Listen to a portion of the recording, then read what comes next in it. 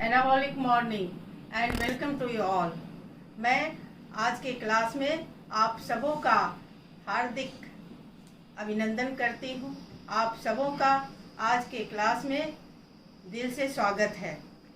आप लोग घर पर सुरक्षित रहकर घर से ही ऑनलाइन स्टडी कीजिए और ज्ञान का लाभ उठाइए।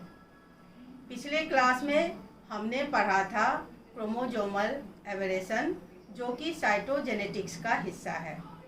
अब आगे हमें जीन म्यूटेशन पढ़ना था, लेकिन आपके सिलेबस में डीएनए का स्ट्रक्चर और एप्लीकेशन भी है।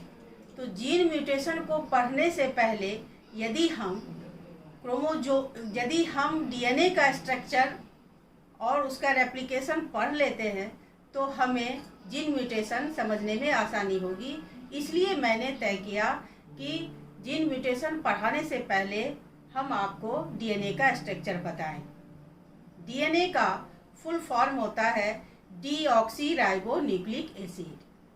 अब डीएनए का फुल फॉर्म है डीऑक्सीराइबोन्यूक्लिक एसिड, तो इसका मतलब है कि डीएनए निश्चित रूप से एक न्यूक्लिक एसिड है। तो डीएनए का भी स्ट्रक्चर पढ़ने से पहले हमें न्यूक्लिक एसिड के बारे में जान लेना चाहिए कि न्यूक्लिक एसिड क्या है, कितने तरह का होता है, इसका क्या इम्पोर्टेंस है। यदि ये जान जाएंगे तो ऑटोमेटिकली डीएनए का 50% कंसेप्ट हमें समझ में आ जाएगा। इसलिए आज के क्लास में डीएनए का स्ट्रक्चर पढ़ने से पहले हम न्यूक्लिक एसिड के बारे में समझेंगे।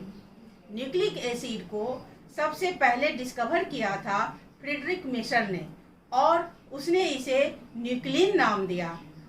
जब इस न्यूक्लिक एसिड का डिस्कवरी हुआ तो फिर अल्टमैन नाम का एक साइंटिस्ट आया और उसने इसको केमिकली एनालाइज किया और पाया कि ये एसिडिक इन नेचर है। तो इसलिए ये न्यूक्लिक एसिड टर्म दिया अल्टमैन ने, डिस्कवर किया फ्रीडरिक मिशर ने, और फ्रीडरिक मिशर ने इसको न्यूक्लिन कहा, जबकि अल्टमैन ने इसे न्यूक्लिक एसिड का नाम दिया। अब हम न्यूक्लिक एसिड के स्ट्रक्चर के बारे में पढ़ेंगे कि न्यूक्लिक एसिड में कौन कौन सा स्ट्रक्चर होता है, इसके कंपोनेंट क्या सब है। Nucleic acid is a polymer of nucleotide. इसका मतलब हुआ कि न्यूक्लिक एसिड पॉलीमर है, यानी कि बहुलक है। किसका? न्यूक्लियोटाइड का। पॉली मीन्स होता है मैनी और मर मीन्स होता है यूनिट। इसका मतलब हुआ कि ढेर सारे न्यूक्लियोटाइड एक साथ जुड़कर न्यूक्लियोटाइड का पॉलीमर बनाते हैं। इसका मतलब हुआ कि न्यूक्लिक एसिड में ढेर सारे न्यूक्लियोटाइड होते हैं, जिसे हम पॉलीमर ऑफ न्यूक्लियोटाइड कहते हैं। पॉलीमर भी दो तरह के होते हैं, होमोपॉलीमर एंड हेटेरोपॉलीमर। जब एक ही तरह के मॉलिक्यूल, एक ही तरह का मॉलिक्यूल बार बार जुटकर पॉलीमर बनाता है तो उसे होमोपॉलीमर कहते हैं। फॉर एग्जाम्पल, आप पॉलीथीन यूज करते हो तो polythene is a homopolymer of ethylene. अब हम यहाँ देखिए, न्यूक्लियोटाइड में दो स्ट्रक्चर होते हैं, एक न्यूक्लियोसाइड और दूसरा फॉस्फोरिक एसिड। अब न्यूक्लियोसाइड क्या है? न्यूक्लिक एसिड पॉलीमर है न्यूक्लियोटाइड का, और इस न्यूक्लियोटाइड में दो स्ट्रक्चर है, एक न्यूक्लियोसाइड और दूसरा फॉस्फोरिक एसिड। न्यूक्लियोसाइड फिर दो चीज से मिलकर बना होता है, एक नाइट्रोजनस बेस और दूसरा सुगर। अब ये सुगर कैसा होता है? तो ये सुगर, इसमें पेंटोज होते हैं। कौन से सुगर होते हैं? पेंटोज सुगर होते हैं। पेंटोज का मतलब हुआ C5H10O5। पेंटोज मीन्स कि ये इसमें कार्बन जो है 5 होंगे, 5 एटम, कार्बन के 5 एटम होंगे तो इसे हम पेंटोज कहेंगे। और ये शुगर कैसा है? कार्बोहाइड्रेट में आपने पढ़ा होगा टाइप, मोनोसैकेराइड, ओलिगोसैकेराइड, पॉलीसैकेराइड। तो ये जो पेंटोज शुगर है ये मोनोसैकेराइड है। और मोनोसैकेराइड में आप जानते हैं कि कार्बन के 3 एटम से लेकर 7 एटम तक होता है। तो इसमें 5 है और इसलिए इसको पेंटोज शुगर कहेंगे। और ये पेंटोज शुगर 2 तरह के हुए, राइबोज एंड डीऑक्सीराइबोज। तो राइबोज का फॉर्मूला हुआ C5H10O5। आप यहाँ देखिए कितने कार्बन है, 1 2 3 4। यहाँ भी कार्बन, यहाँ भी कार्बन, यहाँ भी कार्बन, यहाँ भी कार्बन। इस तरह ये 4 कार्बन और ये ऑक्सीजन। मतलब ये जो रिंग है, इस रिंग में 4 कार्बन और 1 ऑक्सीजन है। और 5वां कार्बन ये इस रिंग के बाहर है, ये CH2O है। तो इस तरह 5 कार्बन और हाइड्रोजन कितने? 10, 1 2 3 4 5 6 7 8 प्लस 2 10। इस तरह से ये फॉर्मूला यहाँ देखिए इससे टैली कर रहा है। ये राइबोज का रिंग फॉर्म में स्ट्रक्चर है, साइक्लिक कंपाउंड है। ये इस तरह से क्लोज फिगर में है। ये राइबोज ओपनली भी हम लिख सकते हैं इस तरह से।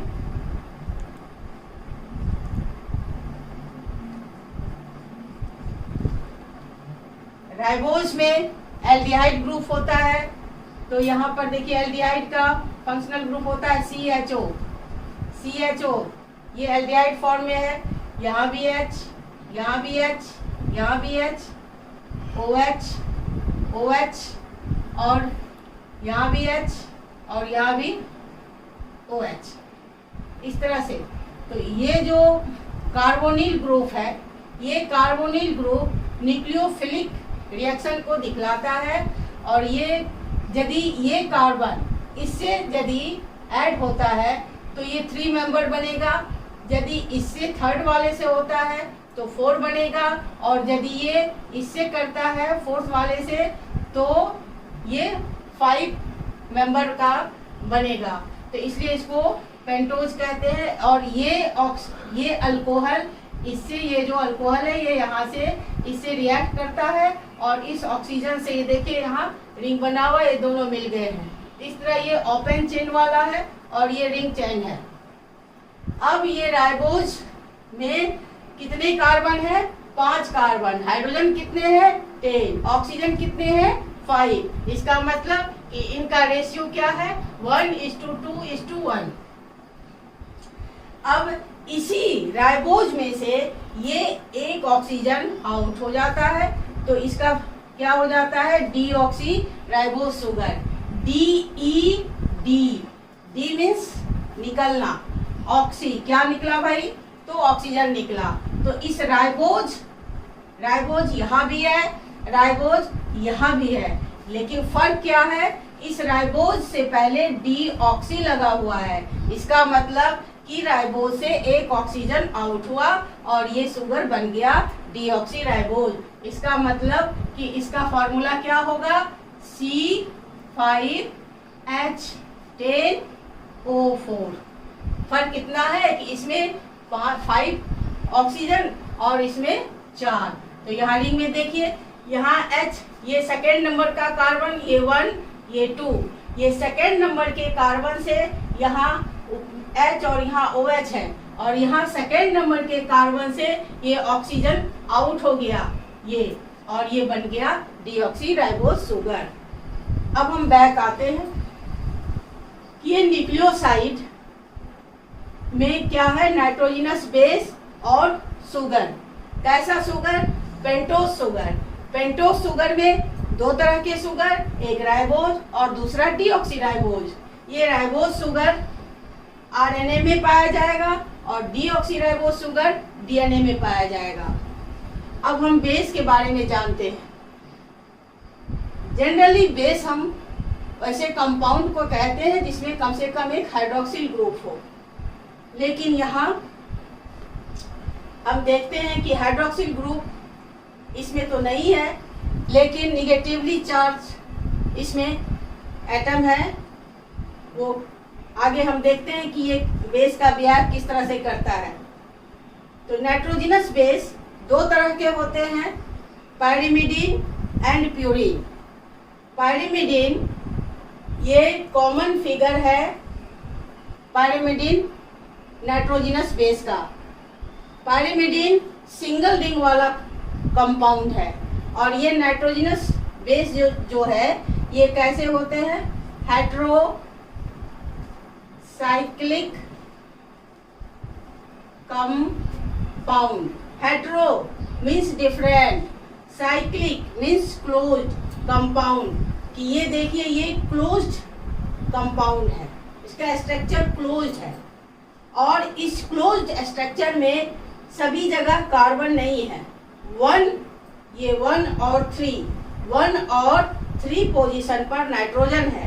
इसका मतलब डिफरेंट टाइप्स ऑफ इसमें एटम है, इसलिए इसे हेटेरोसाइक्लिक कंपाउंड कहते हैं। और प्यूरीन जो कंपाउंड है ये भी हेटेरोसाइक्लिक है, लेकिन फर्क इतना है कि पायरिमिडीन में सिंगल रिंग वाला कंपाउंड है, सिंगल क्लोज फिगर है और इसमें 2 रिंग है, डबल रिंग है। इस पहले रिंग को, ये जो पहला रिंग है जस्ट लाइक पायरिमिडीन का ही रिंग है और ये पायरिमिडीन रिंग से जो रिंग जुटा हुआ है ये इसको बोलते हैं इमिडाजोल रिंग। इमिडाजोल रिंग और ये रिंग है पायरिमिडीन रिंग।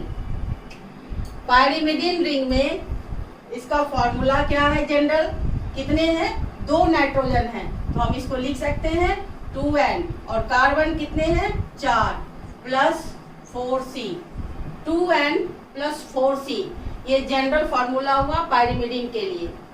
और पायरिमिडीन में 1 और 3 नंबर पे नाइट्रोजन होगा। अब प्यूरीन का फॉर्मूला, इसमें कितने नाइट्रोजन है 1 और 3, 7 और 9, इसका मतलब 1 2 3 4 कितने हैं 4 नाइट्रोजन प्लस कार्बन कितने हैं 1 2 3 4 5 प्लस 5c। इसका मतलब कि नाइट्रोजनस बेस हेटेरोसाइक्लिक कंपाउंड है और इसमें जो न्यूक्लिक एसिड है उसमें नाइट्रोजनस बेस 2 तरह के होंगे, पहला डबल रिंग वाला और दूसरा सिंगल रिंग वाला। जो डबल रिंग वाला कंपाउंड है उसे प्यूरीन कहेंगे और जो सिंगल रिंग वाला है उसे पायरिमिडीन कहेंगे। प्यूरीन में फर्स्ट रिंग पायरिमिडीन रिंग होता है और सेकेंड रिंग इमिडाजोल रिंग होता है। तो ये जो पायरिमिडीन रिंग है ये पायरिमिडीन रिंग इमिडाजोल रिंग से किस पॉइंट पर जुड़ता है, तो 4th और 5th नंबर के कार्बन एटम से जहाँ होते वहां से ये इससे जुड़ते हैं। अब हम पायरिमिडीन के बारे में जानेंगे कि पायरिमिडीन में कितने तरह के बेस होते हैं। तो पायरिमिडीन में सिंगल रिंग वाला जो बेस है वो है ये मिथाइल ग्रुप है, इसमें लगा हुआ, यहाँ देखिए इसमें 1 2 3 4 5 6 ये 6 नंबर है, इसमें भी है 1 2 3 4 5 6 1 2 3 4 5 6। इस तरह ये जो तीनों हैं तीनों ही सिंगल रिंग वाले हैं। अब इसमें इस फर्स्ट को जानते हैं कि ये कौन सा स्ट्रक्चर है। तो ये देखिए यहाँ पर कितने नंबर पर है 1 2, ये 1 2 3 4 5 6 यानी कि 2 ऑक्सी, 2 नंबर पे है ऑक्सीजन और 4th नंबर पे है एमिनो, इसको कहेंगे 2 ऑक्सी 4 एमाइनो पायरिमिडीन। और ये जो नेक्स्ट है यहाँ 2 नंबर पर और 4 नंबर, यहाँ ये कार्बन है, ये सब जगह जहाँ जहाँ कुछ नहीं लिखा हुआ है वहाँ कार्बन है और ये कार्बोनिल ग्रुप है। तो ये जो यहाँ कार्बोनिल है इसकी वजह से इसे क्या कहा गया 2 4 डाई, 2 ऑक्सीजन है इस कार्बन से यहाँ ऑक्सीजन जुड़ा हुआ है और इसको ये हम कीटोनिक ग्रुप कह सकते हैं एक तरह से। तो ये 2,4 दो है डाईऑक्सी पायरिमिडीन और इसको कहेंगे 2,4 डाईऑक्सी और ये 5 नंबर है, इसको बोलते हैं 5 मिथाइल पायरिमिडीन। इसका मतलब हुआ कि ये जो फिगर है ये थायमीन का है। ये किसका है? थायमीन का है इसको। और ये फिगर किसका है? यूरासिल का है। और ये फिगर क्या किसका है? साइटोसिन का है। तो इस तरह पायरिमिडीन में 3 तरह के बेस हुए, पहला साइटोसिन, दूसरा यूरासिल और तीसरा थायमीन। तो साइटोसिन का जो आयोपेक नेम हुआ 2 नंबर पे ऑक्सीजन है 2-ऑक्सी 4-एमिनो पायरिमिडीन और यूरासिल का 2,4 डाईऑक्सी पायरिमिडीन। और इसका स्ट्रक्चर और इसका स्ट्रक्चर दोनों भी लगभग सेम है। यहाँ 2 पर ऑक्सीजन है, यहाँ भी ऑक्सीजन है और फर्क क्या है? इसके जगह 5 नंबर जो है ये 5 नंबर पे मिथाइल है। तो इसको हम थायमीन को हम कह सकते हैं 5 मिथाइल यूरासिल। इस तरह पायरिमिडीन बेस के तीनों कंपाउंड का स्ट्रक्चर हमने समझ लिया। अब हम प्यूरिन का समझेंगे। प्यूरिन के 2 एग्जाम्पल है, एक है एडेनिन और दूसरा है गुआनिन।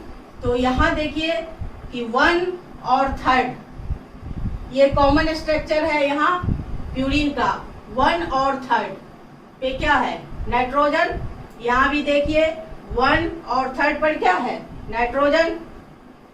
और ये 4 और 5 के साथ ये जुटा हुआ है इमिडाजोल रिंग। और यहाँ 6 पोजीशन पर कौन सा ग्रुप है? एमाइनो ग्रुप है। तो 6 पर एमाइनो ग्रुप है, इसलिए इस एडेनिन का दूसरा नाम हम कह सकते हैं 6 एमाइनो प्यूरिन। मतलब कि ये क्या है? एडेनिन है। और अब सेकेंड में आते हैं गुआनिन। तो गुआनिन का नाम क्या कह सकते हैं हम? इसमें तो 6 पर एमिनो था, यहाँ कितने पर है? 2 पर है। तो क्या बोलते हैं इसको? 2 एमाइनो। और 6 पर क्या है? ये ऑक्सीजन है, ये कार्बोनिल। 6 पर क्या है? कार्बोनिल है। तो 6 ऑक्सी प्यूरिन। तो 2 amino 6 oxy purine, this is guanine.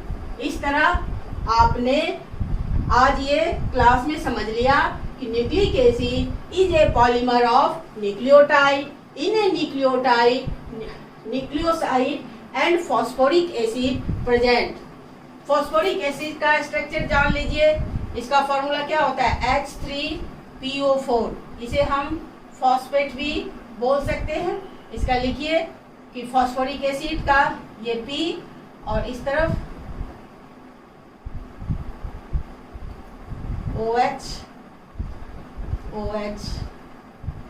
OH कितने हुए? H3PO4। ये हुआ फॉस्फोरिक एसिड। इसके वैलेंसी 2, 3, 4, 5। फॉस्फोरस की वैलेंसी 5। ये ऑक्सीजन का 2 सब ऑलरेडी बैलेंस्ड है। तो ये फॉस्फोरिक एसिड का स्ट्रक्चर है। और न्यूक्लियोसाइड बना हुआ है नाइट्रोजनस बेस और शुगर से। नाइट्रोजनस बेस 2 तरह के हुए, प्यूरिन एंड पायरिमिडीन। प्यूरिन में 2 तरह के फिर एग्जाम्पल हैं, एडेनिन एंड गुआनिन। और फिर पायरिमिडीन में 3 तरह के एग्जाम्पल हैं, साइटोसिन, यूरासिल एंड थायमीन। अब शुगर में 2 तरह के शुगर हैं, राइबोज एंड डीऑक्सीराइबोज। इस तरह न्यूक्लिक एसिड का बेसिक स्ट्रक्चर कंप्लीट हुआ कि monomer of nucleic acid is nucleotide. अब हम ये समझेंगे कि न्यूक्लिक एसिड में, एक न्यूक्लिक एसिड में कितने तरह के न्यूक्लियोटाइड होते हैं। और ये जो न्यूक्लियोसाइड और फॉस्फोरिक एसिड और शुगर होते हैं, तो इस शुगर में जो राइबोज शुगर है या डीऑक्सीराइबोज शुगर है, इसमें जो कार्बन है तो किस नंबर के कार्बन एटम से ये बेस से जुड़ता है और एसिड से जुड़ता है, आगे देखते हैं। अब हम न्यूक्लियोटाइड का स्ट्रक्चर समझने के बाद अब हम ये समझेंगे कि न्यूक्लियोसाइड का जो फॉर्मेशन होता है वो किस तरह एक दूसरे से आपस में कौन से एटम से जुड़ते हैं। तो ये न्यूक्लियोसाइड में क्या होगा, sugar plus nitrogenous base. Sugar कौन सा है, पेंटोज शुगर है, और पेंटोज शुगर में राइबोज या डीऑक्सीराइबोज, और ये शुगर नाइट्रोजनस बेस से जो दोनों के बीच में जो बॉन्ड बनता है उसे हम नाइट्रोजन ग्लाइकोसिडिक बॉन्ड कहेंगे। ये शुगर और बेस के मिलने से न्यूक्लियोसाइड बना, और इस न्यूक्लियोसाइड के बनने में शुगर और बेस के बीच जो बॉन्ड बनता है उसको हम ग्लाइकोसिडिक बॉन्ड कहते हैं। और चूंकि बेस में यहाँ नाइट्रोजन है इसलिए ये नाइट्रोजन ग्लाइकोसिडिक बॉन्ड बना। अब हमें ये जानना है कि शुगर में कौन सा कार्बन नाइट्रोजनस बेस में किससे कैसे जुड़ता है। तो शुगर में जो फर्स्ट कार्बन होगा वो फर्स्ट कार्बन प्यूरिन के 9 नंबर के नाइट्रोजन से जुड़ता है, और यदि बेस पाइरिमिडीन है तो यही फर्स्ट कार्बन पाइरिमिडीन के फर्स्ट नंबर के नाइट्रोजन से जुड़ता है। इसको फिगर से समझते हैं। सपोज हमने ये राइबोज शुगर का फिगर बनाया, 1 2 3 4, ये राइबोज शुगर,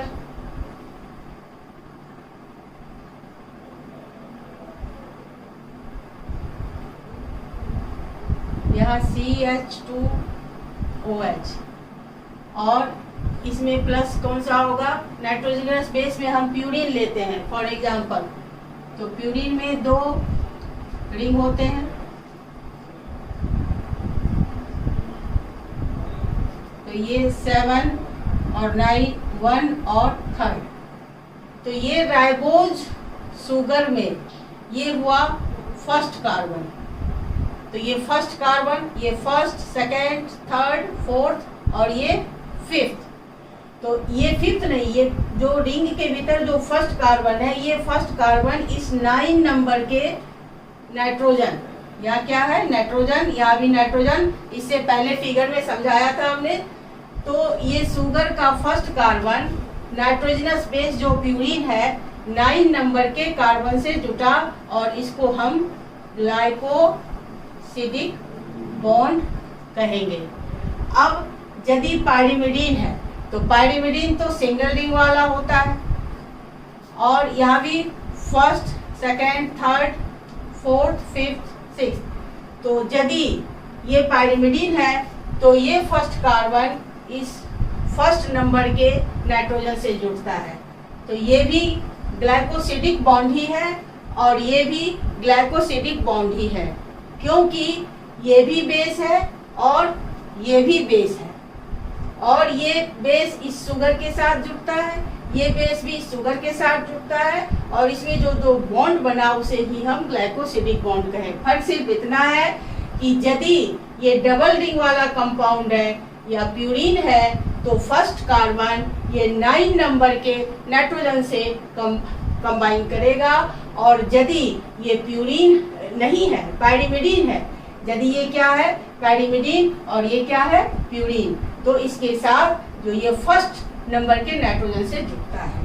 इस तरह हम ये समझे कि न्यूक्लियोसाइड के बनने में जो ग्लाइकोसिडिक बॉन्ड बने वो 2 पॉइंट पर जुटे, प्यूरिन में फर्स्ट नंबर 9th नंबर के नाइट्रोजन से और पाइरिमिडीन में फर्स्ट नंबर के नाइट्रोजन से।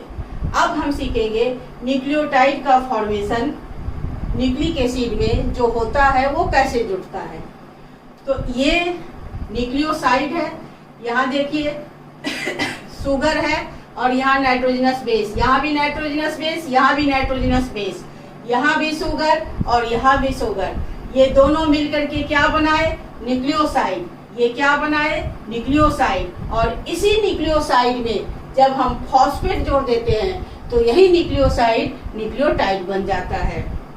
तो इसका अरेंजमेंट पहले जैसा ही है, फर्क सिर्फ इतना है कि ये शुगर, ये जो फर्स्ट नंबर कार्बन से इधर से जुटा, तो इस साइड में ये 5 नंबर का कार्बन एटम जुटता है फॉस्फेट से। यहाँ देखिए ये रिंग से बाहर है, ये रिंग के अंदर है, ये 5वां कार्बन 5 नंबर का कार्बन एटम ये रिंग से बाहर है, जो CH2OH, इसके साथ हाइड्रोक्सिल OH ग्रुप लगा हुआ है, अल्कोहल। और ये यही कार्बन, यही 5वां कार्बन इस फॉस्फेट के साथ जुड़ता है। जैसे ये फिगर इस तरह से OH OH OH, तो ये जो 5वां नंबर का कार्बन है यही इस फॉस्फेट के साथ जुड़ता है। और जब ये शुगर इससे जुड़ता है तो जो बॉन्ड बनता है उसको फॉस्फोइस्टर बॉन्ड कहते हैं, क्योंकि ये शुगर में क्या है, अल्कोहल है, और इसमें क्या है, एसिड है। एसिड और अल्कोहल के बीच जो रिएक्शन हुआ उसे ही स्टेरिफिकेशन कहते हैं, ईस्टर बना। और चूंकि यहाँ फॉस्फेट है इसलिए इसको फॉस्फोइस्टर बॉन्ड कहे। इस तरह आप ये समझ गए कि न्यूक्लियोसाइड में कौन से बॉन्ड बने और न्यूक्लियोटाइड में कौन से बॉन्ड बने थे। एक न्यूक्लियोटाइड में 2 तरह के बॉन्ड हुए, पहला ग्लाइकोसिडिक बॉन्ड और दूसरा फॉस्फोइस्टर बॉन्ड। फॉस्फोइस्टर बॉन्ड शुगर और फॉस्फेट के बीच बनता है, जबकि ग्लाइकोसिडिक बॉन्ड शुगर और बेस के बीच बनता है। अब आगे हम नेक्स्ट अब हम समझेंगे कि ये न्यूक्लियोटाइड किसी भी न्यूक्लिक एसिड में न्यूक्लियोटाइड कितने तरह के हो सकते हैं। तो इसका 2 आधार है।